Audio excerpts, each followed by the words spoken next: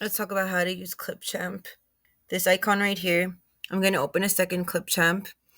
Whenever I open it, you have different options where you can start with a template. You can see your previously recorded videos, even though it says that there is no backup because of the fact that you're using the free version. You don't need to worry about the backup because honestly, you just save it to your local storage for your computer. And you can even start with AI or whatever, but I just start from scratch. That's what I usually do. I click start from start a video from scratch. And if I wanted to record my screen or add in photos, because I did have some photos and things like that added in, I can do this where I press screen record and then it says ready to roll. You can turn the coach on, make sure your microphone is working. I would do a tester run where I do a 5-second clip and just see if it really worked or not. And if it didn't, then I'll do it again. If it did, then I will go ahead and start an actual video.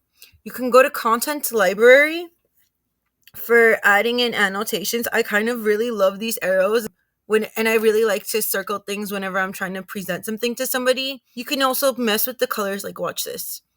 If I go like this, for example, I want to show to this arrow, for example, because I'm pointing at whatever I want somebody to see. And I wanted to mess with the special effects, like you can press effects. I like the disco one or the flash one. There you go. This one is cool. Look, I'll show you why. Watch this. It changes color, gets their attention, and it drives the person to go look at what you're trying to show them. That's why it's cool. And then transitions. These are dope because if you have cut something out, like if you said the word or something like that, if you crop that out, you want to throw a transition into there. And it can open, like this one opens up like into thirds. This one opens up into like barn doors and stuff like that. I'll put transitions in this video so you get the point.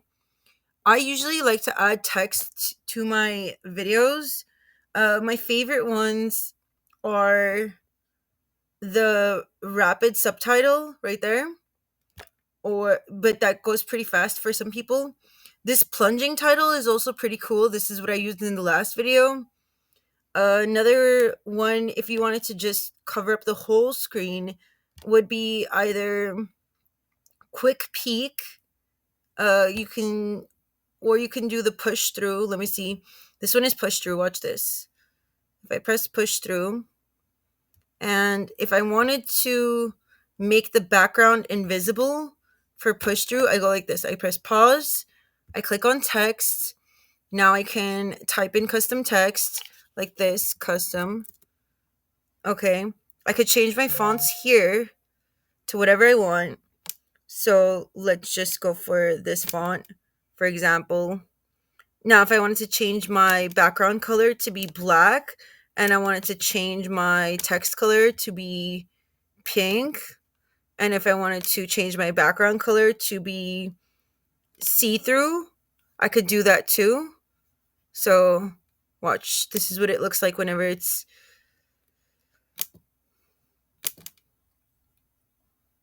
see?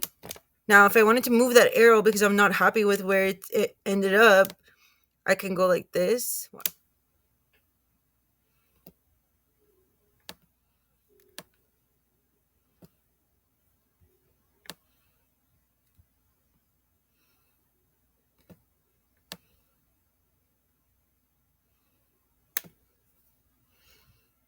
There we go.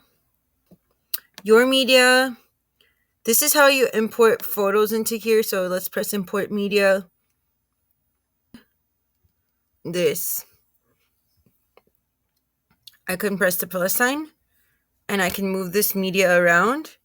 And if I wanted to go ahead, like right there, if I wanted to go ahead and have this right there, but I wanted to go ahead and crop something about it, I can go like this, play, stop, cut, like this. If I don't like the sound of my own voice, if I want to delete gaps, I go like this, delete this gap. If I want to delete all the gaps that are only like spatial gaps, you press delete all visual gaps and it merges everything together. Now, if I don't like the sound of my own voice, I can go to record and create, and I can press text to speech, and then I can type in whatever I want to say.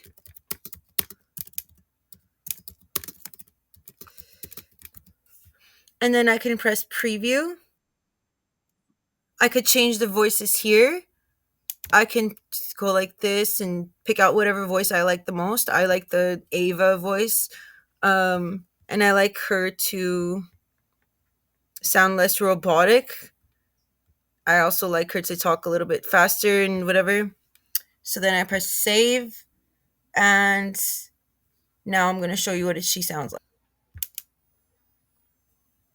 So once again, that was what the video would look like for another user. Now,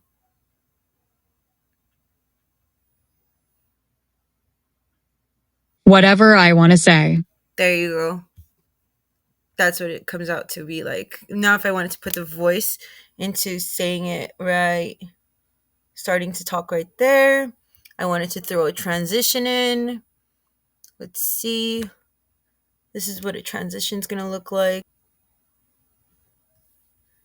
And let me just give you another preview.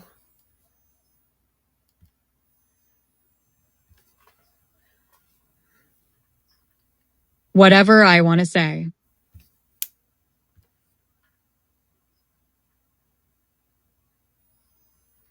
Transition. There it is. All right. If you wanted to export the video, you press the export button. I usually do everything in 1080 HP because it's just the rest of them suck. So if I wanted to export it, that's what I would press. No, if I wanted to rename the video, I usually do that right here. Actually, I should probably do this because I want to show you something. Don't save it to, I mean, you can save it to OneDrive. That's fine. That's great, whatever. But if you want to upload this to YouTube, you're going to have to create a YouTube account, which is nothing. You just, as long as you have Gmail, you have a YouTube. The category you need to choose is how to and style, because it's a how-to video. If you wanted to leave it as a private video, you can leave it as a private video. I just leave it as unlisted if I really want to make it private. I like to title out my videos. This one is uploading pretty quickly because there is not much to it, but typically it takes longer. The longer the video, the longer the upload time. That was insanely fast, actually.